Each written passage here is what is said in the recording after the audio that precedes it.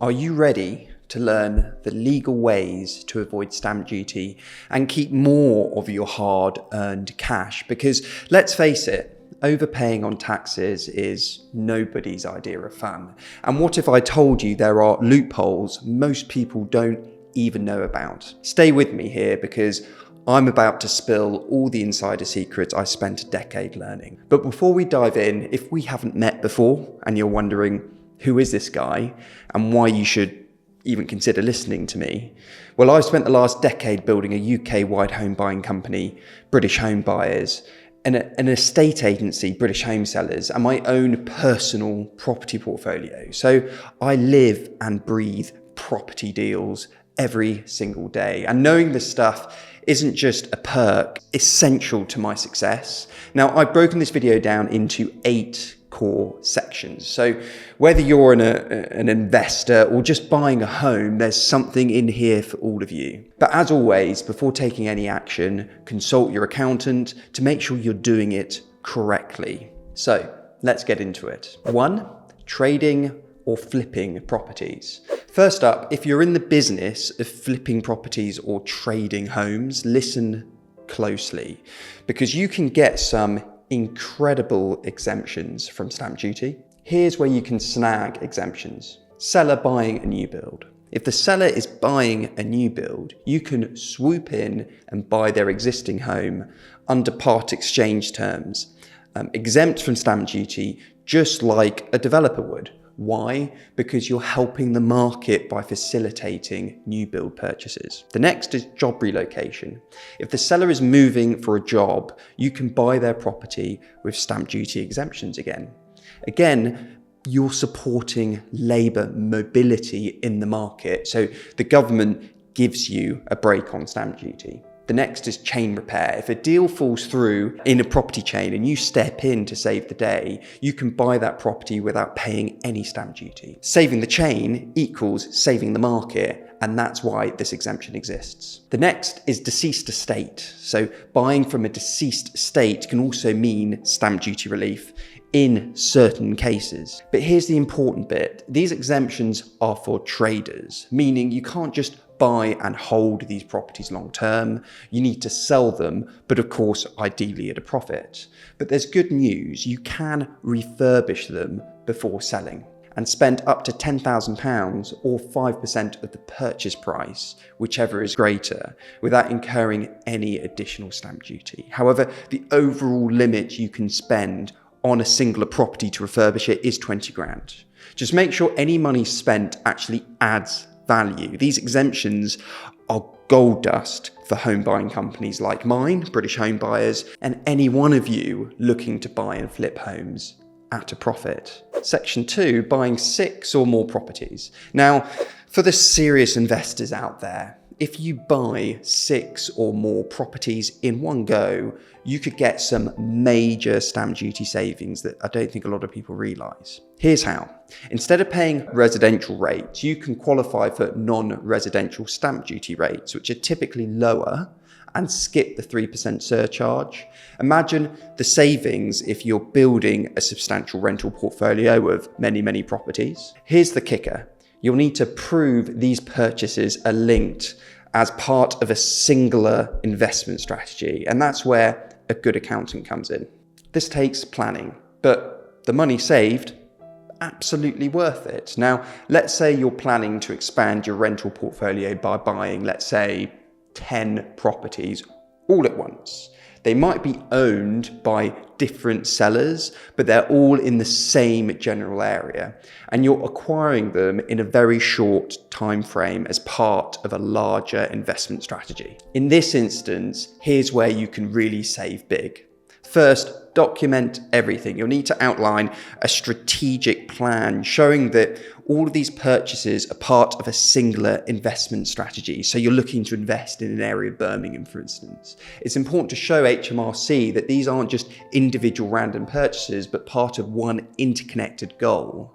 Next, make sure to coordinate the transactions so they happen within a specific period, ideally within a month, and are all commercially linked, so they're all following a singular goal. This step is crucial to meet HMRC's criteria for linked transactions. And finally, you'll need to work closely with your legal and tax advisors to draft up agreements and provide all the evidence you need to prove these purchases are all interconnected, they're all part of one property investment strategy. It's a bit of work, but if you're serious about expanding your portfolio, whether it's just 6 properties or 8 or 10 properties all at once in a short period, this strategy could save you a huge amount of money. And believe me, the savings are worth it if you do this right. Just make sure to check everything with your accountant to make sure you go about this in a way that is 100% correct. The next section is buying a company instead of a property. Here's a smart, lesser known strategy. Instead of buying the property directly,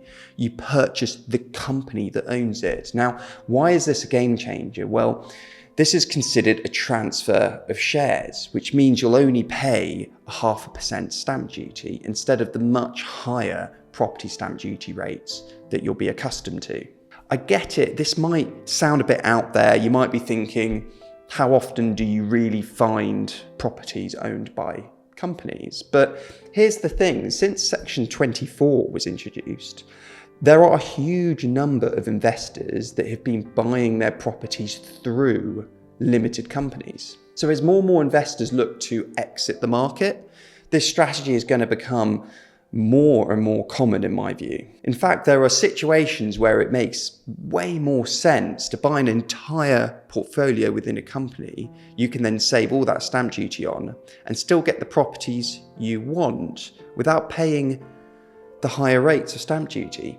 Keep your eye on this strategy. It's one to seriously consider as opportunities arise, and it's probably something you need to speak to an agent about. Find out what properties are on the market by investors that hold them within limited companies, because I don't think you can always trust an agent to understand this great loophole. Number 4, buying properties under £40,000. Now, here's a hidden gem for investors. No stamp duty is due on properties valued less than 40 grand. This includes both the standard stamp duty rate and that additional 3% surcharge for additional properties, making it a fantastic way to cut down costs if you're expanding your portfolio. Now, I know what you're probably thinking.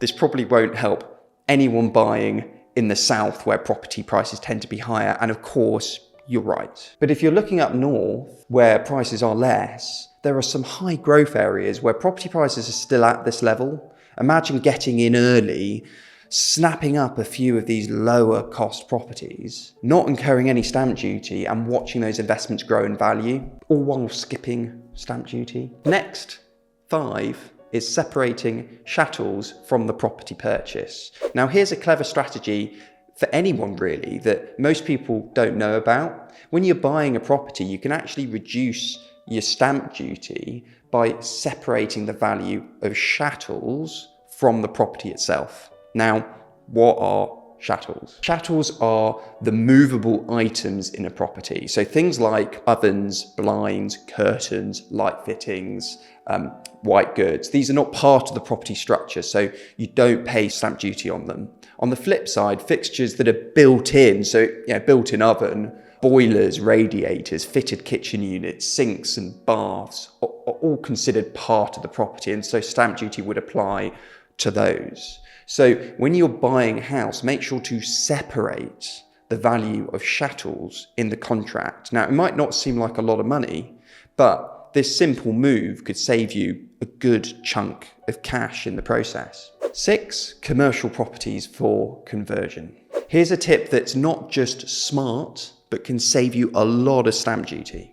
When you buy a commercial property, it's exempt from residential stamp duty, including that 3% surcharge. And instead, you're looking at much, much lower non-residential stamp duty rates. Now, what's even better is that you can buy a commercial property with the intention of converting it into a residential property. This approach is becoming super popular lately because the planning laws have relaxed so much, making it far easier to convert a commercial property into a residential home.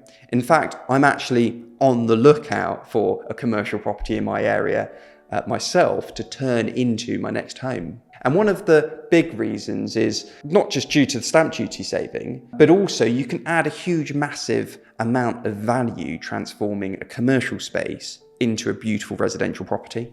Next is mixed use properties. So let's talk about mixed use properties, those that combine both commercial and residential spaces. Like commercial properties, they fall under non-residential stamp duty rates, which are lower, and crucially, they avoid the additional 3% surcharge you'd normally pay on extra residential properties.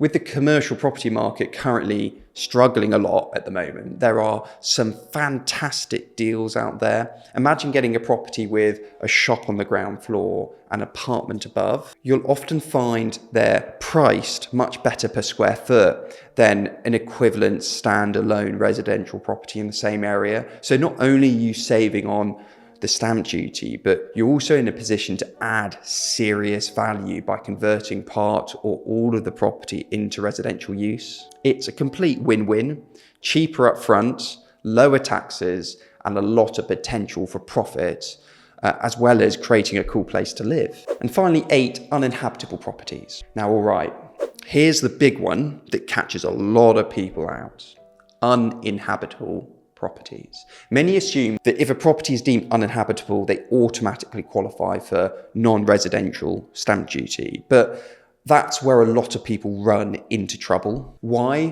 Because they either don't have the proper evidence to prove the property is truly uninhabitable, or they completely misinterpret the criteria of what uninhabitable really means. So what qualifies a property as uninhabitable?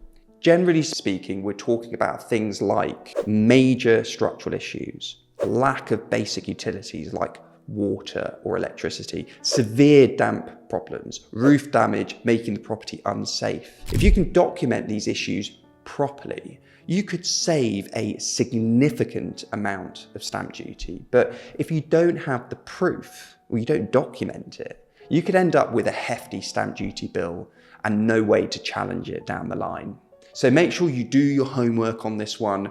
Always consult a tax advisor to get it right so that you avoid any expensive surprises. If you've got questions around any of this, feel free to drop a comment below, and I promise to do my best to help out. And of course, always check with a pro to make sure you're covering all of your bases. Thanks for watching, and I'll see you in the next video up here.